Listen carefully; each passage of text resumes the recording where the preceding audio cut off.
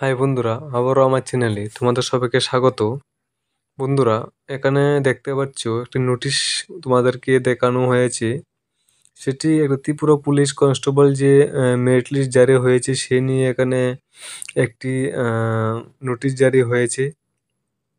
সেটি কিন্তু merit list যে প্রকাশিত হয়েছিল ত্রিপুরা পুলিশের, সেটির যে বলা হয়েছে দুর্নীতি বা সেটা নিয়ে ঠিকভাবে মেরিট লিস্টটা প্রকাশিত হয়নি।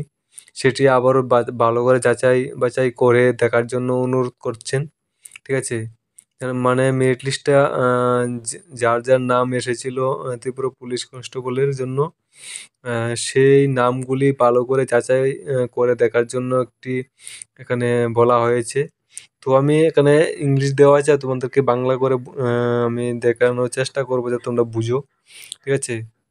দেখতে পাচ্ছ এখানে বলা হয়েছে বিষয় কিন্তু মাননীয় মুখ্যমন্ত্রীর কাছে সেটা ত্রিপুরা সরকার আগরতলা, এটা কিন্তু মাননীয় মুখ্যমন্ত্রীর কাছে সেটা বলা হয়েছে যে ভালো করে যাতে সেটা যাচাই বাছাই করানো হোক। সেটা বিষয়টা পড়লে বুঝতে পারবে কি বলা হয়েছে। বলা হয়েছে জড়িত দুর্নীতিগ্রস্ত এসডিএম এবং তার সংশ্লিষ্ট ডিলিং সরকারিদের বিরুদ্ধে দুর্নীতিষ্ট ফৌজদারি মামলা দায়ের মাধ্যমে দ্রুত কার্যকর যথাযথ ব্যবস্থা গ্রহণের জন্য অনুরোধ ও সংশ্লিষ্ট দুর্নীতিগ্রস্ত কর্মচারীদের সাথে কনস্টেবল, পুরুষ ও মহিলা নিয়োগের জন্য সংশ্লিষ্ট বোর্ড চেয়ারম্যান খেলাফি কনস্টেবলের চাকরি বাতিলের জন্য মেধা তালিকার আরও যাচাই বাছাই স্বাভাবিক ন্যায় বিচারের জন্য প্রতিষ্ঠিত মেধা তালিকার যোগ্য প্রার্থীদের মধ্যে থেকে নতুন কনস্টেবলের অন্তর্ভুক্ত করা। মানে বলা হয়েছে কি, যে মেরিট লিস্ট প্রকাশিত হয়েছিল সেগুলি আবার ভালো করে যাচাই বাছাই করে আবার নতুন করে মেরিট লিস্ট প্রকাশিত করার জন্য ওখানে বলা হয়েছে। ঠিক আছে? তারপরে দেখতে পাচ্ছ বলা হয়েছে যে শ্রদ্ধেয় স্যার, অত্যন্ত শ্রদ্ধার সাথে আমি আপনার দৃষ্টি আকর্ষণ করতে চাই যে একজন দুর্নীতিগ্রস্ত এসডিএম এবং তার সংশ্লিষ্ট ডিলিং সহকারী জমা দেওয়া এবং জাল সহায়ক নথির ভিত্তিতে ত্রিপুরার কৈলাসহর মহকুমা গ্রাম ফুলতলের অনামিকা দেববর্মা, ডিএ কাজল সিনহাকে তফসিলি উপজাতি সংসদ এসটি সার্টিফিকেট জারি করেছিলেন।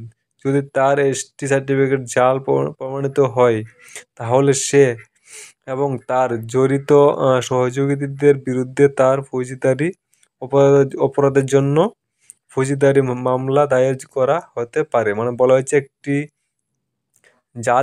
এসটি সার্টিফিকেট বাই করাতে সেটা একটু ভালো করে যাচাই বাছাই করে দেখার জন্য বলা হয়েছে। ঠিক আছে?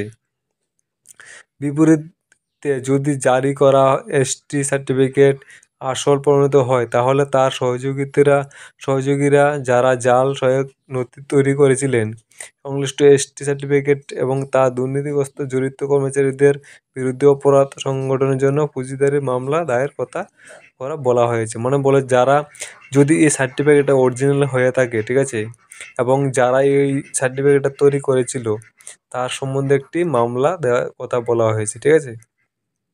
সেটি কিন্তু মানে কাগজটি কীভাবে বার করানো হয়েছে সে নিয়ে বলা হয়েছে। অনেক দুর্নীতির মাধ্যমে অনেকে চাকরি পেয়েছে সে কথা নিয়ে এখানে বলা হয়েছে। আশা করি তোমরা বুঝতে পেরেছো বন্ধুরা। সেই বিষয়টা এখানে তুলে ধরেছি। তো যদি ভিডিওটা ভালো লাগে থাকে অবশ্যই একটা লাইক করে দেবে। ধন্যবাদ।